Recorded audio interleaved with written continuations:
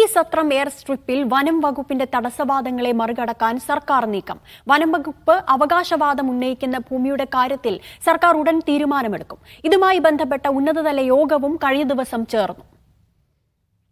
NCC കേഡറ്റുകളുടെ പരിശീലനത്തിനൊപ്പം ഇടുക്കിയിലും പമ്പ, ശബരിമല എന്നിവിടങ്ങളിലും അടിയന്തര സാഹചര്യമുണ്ടായാൽ സത്രം എയർസ്ട്രിപ്പ് പ്രയോജനപ്പെടുത്താമെന്ന വിലയിരുത്തലിലാണ് സർക്കാർ നീക്കം. ചെറുവിമാനങ്ങളും ഹെലികോപ്റ്ററും എയർസ്ട്രിപ്പിൽ ഇറക്കാമെന്ന് വ്യോമസേനയും സ്ഥിരീകരിച്ചിരുന്നു. ഇടുക്കി ജില്ലാ കളക്ടറുടെ നിർദ്ദേശപ്രകാരം NCC വനംവകുപ്പിന് കത്ത് നൽകിയെങ്കിലും തുടർ നടപടികളുണ്ടായില്ല.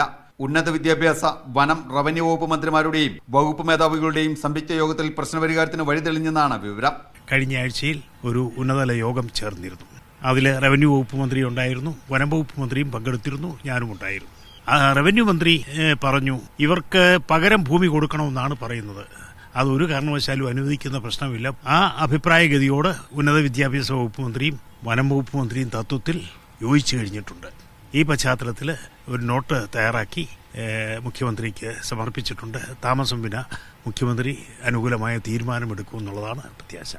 NCC കേഡറ്റുകളുടെ പരിശീലനത്തിനായി 2017 12 ഏക്കർ സ്ഥലത്ത് 12 കോടി മുതൽ മുടക്കിൽ എയർസ്ട്രിപ്പ് നിർമ്മിച്ചത്. പൊതുമരാമത്ത് വകുപ്പ് 90% നിർമ്മാണവും പൂർത്തിയാക്കി. 2 വർഷം മുമ്പുണ്ടായ കനത്ത മഴയിൽ മണ്ണിടിഞ്ഞ ഭാഗം പുനർനിർമ്മിക്കാൻ 6,30,00,000 രൂപയും അനുവദിച്ചു. എയർസ്ട്രിപ്പിലേക്കുള്ള 400 മീറ്റർ പാതയിൽ വനം വകുപ്പ് അവകാശവാദം ഉന്നയിച്ചതാണ് പ്രതിസന്ധിയായത്. മീഡിയ 1 ഇടുക്കി.